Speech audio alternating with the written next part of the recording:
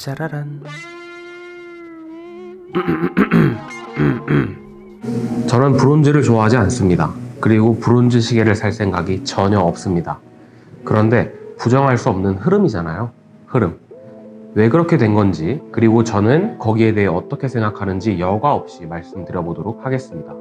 현대사회에선 공산품을 쓰잖아요, 우리가. 그게 생산적인 거니까. 그런데 너도 나도 같은 걸 쓰다 보니까 그 속에서도 나만의 것을 찾고자 하는 사람들의 욕망이 오히려 강해진 거죠. 우리가 그걸 쉽게 느껴볼 수 있는 게 청바지죠. 내 체형, 생활 습관, 또 뭐 지갑을 주머니에 어떻게 넣어놓냐, 이런 거에 따라 점점 물이 빠지면서 워싱이 생기고 대량 생산하는 공산품이지만 결국 사용하면서 나만의 것이 되는 거죠. 그리고 뭐 파티나를 넣어준다는 벨루띠나 간조 코드방 같이 경련 변화가 일어나는 지갑 등도 예를 들 수 있겠습니다. 그럼 시계에도 그런 게 있을까 생각을 해보면 옛날 시계에 야광도를 누렇게 입고 이런 거, 그런 건 뭐 다 옛날 일이고 해봤자 기스죠. 기스. 내 시계에 새겨진 역사. 근데 그게 달갑나요? 자, 그래서 사람들이 이제 시계의 소재에 주목하기 시작한 겁니다. 이런 시계를 만드는 재료예요. 흔히 시계에는 스틸 같은 내부 식성이 강한 소재를 써왔단 말이에요. 그런 스틸이 사실 우월한 소재인 거죠. 그런데 사람들이 정작 찾는 게 뭐냐?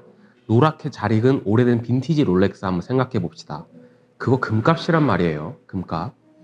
삐까번쩍하게 만들어 놓은 신형 롤렉스보다 몇 배는 비싸다고요. 이제 역행하는 거죠. 우리 스틸 아니면 골드인 시계에 질렸어. 관리가 어려워도 되고 성능이 부족해도 좋으니 나의 흔적이 고스란히 묻는 감성적인 것을 내놓아라 라고 소비자가 명령합니다. 그래서 나온 게 브론즈입니다. 옛날 10원짜리 동전 기억나시나요? 녹슬잖아요. 이걸로 시계 만들면 사용자가 재밌지 않을까? 이런 생각을 합니다. 이게 사용자가 어떻게 이 시계를 찾냐에 따라 녹슨 모습이 달라집니다. 시계 차면서 땀 나죠? 땀이 어디에 닿았느냐, 어딜 많이 만졌냐, 이런 게 다 담겨요. 재밌죠? 색도 특이하고 무게도 가벼우니까 착용감도 좋을 거 아닙니까? 그래서 새로운 시계의 금속으로 부상한 게 바로 브론즈입니다. 그런 브론즈가 65와 만났죠. 첫인상은 와우였습니다. 영화 그랜드 부다페스트 호텔 아시나요? 알록달록한 미장센이 뛰어난 영화인데 그 영화에 등장할 법한 팝한 외모를 가지고 있습니다. 그래서 제가 이 시계를 마냥 좋아하냐? 그건 또 아닙니다. 저는 원래 오리스 65를 굉장히 좋아합니다. 스틸 모델은 새거 같은 중고를 한 100만원이면 살 수 있거든요. 그런데도 브랜드, 디자인, 퀄리티 뭐 하나 빠지는 게 없을 뿐더러 메이저 브랜드 중에선 약간 독보적인 컨셉도 가지고 있어요. 우리가 다이버 하면 가장 먼저 생각나는 게 롤렉스 서브마리너죠. 그 서브마리너도 과거의 디자인을 최대한 계승했다곤 하지만 또 동시에 세라믹 같은 소재의 변화, 그리고 뚱뚱해진 쉐입 등 현대에 맞게 변화하기도 해서 요즘 물건 같아요.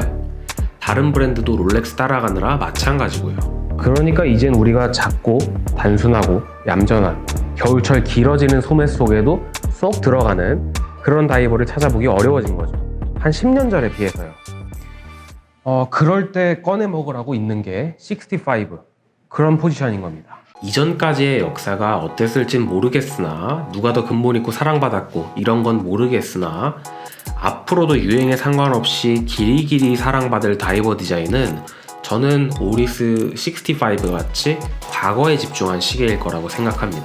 그런데 스테디한 클래식함이 강점인 65라는 모델에 브론즈라는 소재, 그리고 파스텔 톤의 다이얼을 입힌 것이 맞는 건지 전 잘 모르겠습니다.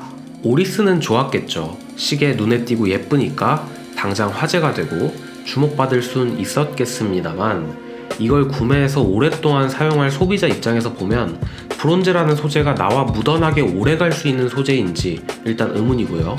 이 다소 실험적인 색조합이 무난하고 클래식한 65의 장점과 너무 반대되는 것은 아닌가 하는 생각이 듭니다. 그래서 오늘 소개해드리는 시계는 코튼 캔디라는 이 시계의 이름처럼 솜사탕 같습니다. 한 입은 좋은데 내일도 먹고 모레도 먹을 수 있을까? 큰 예산을 투자해서 오래오래 함께할 그런 시계는 아닌 것 같아요. 하지만 남들과는 다른 시계, 지금까지 보지 못했던 매력을 담고 있는 시계를 찾는 분들의 한에서는 빛을 내는 시계인 것 같습니다. 이 시계에 대한 생각은 제가 이미 말씀드린 것 같고요. 자세히 보여드리는 시간을 이제서야 가져보도록 하겠습니다. 모델명은 오리스 65 코튼 캔디입니다. 일단 사이즈가 기가 막힙니다. 직경 38mm에 두께는 글라스를 제외하면 10.5mm, 러그 투 러그는 48mm입니다. 제 16cm 손목에 딱 보기 좋은 사이즈고요. 대부분의 대한민국 남성이라면 이 시계가 살짝 작게 느껴지실 겁니다. 저는 이게 황금 사이즈라고 생각합니다. 오리스 65라는 모델 자체가 전통적인 레크리에이션 다이버 디자인을 가지고 있거든요. 1960년대 빈티지한 느낌을 추구하는 모델이기 때문에 이렇게 살짝 작게 찼을 때 가장 멋진 시계라고 생각합니다. 이 시계가 주목받는 이유는 다이얼이 파스텔 컬러인데 있죠. 출시된 색상이 하늘색, 청록색, 그리고 분홍색이 있는데 이게 우리 길에서 쉽게 볼 수 있는 솜사탕의 색깔이죠. 그래서 이름이 코튼 캔디, 그러니까 솜사탕입니다. 제가 가져온 시계는 와일드 그린이라는 청록색인데요. 실제 다이얼 색상이 피스타치오 아이스크림 색에 가깝습니다. 튀는 색인 건 분명한데 또 차분한 톤은 유지하고 있는 굉장히 오묘한 색입니다. 퀄리티는 흠잡을 데 없이 깔끔합니다. 근데 제 개인적으로 조금 걸리는 것은 이 인덱스의 색감인데요. 올드한 느낌을 준 건 좋지만 케이스 소재인 브론즈가 색의 변화가 쉽게 오는 소재잖아요. 이게 깨끗한 상태에선 이 인덱스의 색감과 어울리는 좀 밝은 톤일 수 있으나 이렇게 어둡게 변화가 진행이 된 상태에서는 원래는 브론즈 케이스와 이 노란 인덱스가 조화로워서 이 매력적이고 특이한 다이얼 색상이 팝해야 하는 그런 색조합인데 이 브론즈 케이스 자체가 어두워져 버리니까 그냥 삼색이 다 따로따로 노는 느낌이 드는 것 같기도 합니다. 케이스는요, 케이스 백과 버클 그리고 여기 있는 나사들을 제외하면 모두 브론즈입니다. 변형이 일어나서는 안 되는 부분을 제외하고는 최대한 브론즈로 시계를 채운 거죠. 브론즈는 일상생활에서 파티나라고 해서 변색과 변형이 일어날 수밖에 없고요. 여러분들 집에 케찹 당연히 있으시죠? 제 시계가 아니라서 보여드릴 수는 없지만 케찹으로 이 변색을 잡을 수 있습니다. 케찹에 오래 이 시계를 담궈 두시면 깨끗하게 청소도 되고요. 그 자체가 브론즈의 매력이니까 처음엔 문제가 아닐 거라 생각합니다. 그런데 사람이 물건에 갖는 애정이 항상 일정할 수는 없잖아요. 그럼 언젠가 이걸 관리하는 게 재밌는 일이 아니라 귀찮고 성가신 일이 될 수도 있다는 거, 그건 생각을 해봐야 될 것 같고요. 가장 큰 문제는 이게 나중에 파랗게 녹이 슬면서 손목이나 옷 소매에 묻을 수도 있다는 겁니다. 이건 내가 집에 강아지를 데려올 때처럼 그 정도로 중요한 건 아니겠지만 하여튼 영상 앞부분에서 말씀드렸듯 내가 이걸 기분 좋게 감당할 수 있는지를 신중하게 고민할 필요가 있는 것 같습니다. 제가 브론즈로 만든 시계를 본 게 이걸로 세 번째인가 밖에 안 돼서요. 케이스 마감이나 만듦새가 어떻다고 평할 수가 없습니다. 그러나 같은 모델의 스틸 버전에 비해 아쉬운 점은 없는 걸 봐서는 여전히 $2,750라는 가격에 맞게 명품에 준하는 품질을 가지고 있는 것 같네요. 무브먼트는 셀리타를 개조한 오리스 7332 들어갔습니다. 그냥 경제적인 범용 무브먼트를 썼다 이렇게 보셔도 무방합니다. 오리스가 비교적 최근에 칼리버 400이라는 새 무브먼트를 선보였죠.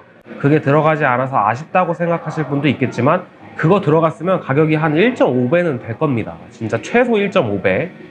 그러니까 저는 이 셀리타 들어간 게 훨씬 좋다고 보고요.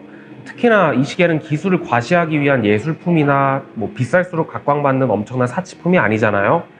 쌀수록 좋다는 논리가 그대로 들어맞는 상품이죠. 이런 경우 무브먼트는 사실 시간 잘 가고 수리 쉽고 고장 안 나면 되는 거 아닐까 싶네요. 제가 너무너무 아쉬웠던 건 밴드의 너비입니다. 이건 코튼 캔디만의 문제가 아니라 오리스 65 브레이슬릿이 꺼려지는 이유이기도 한데요.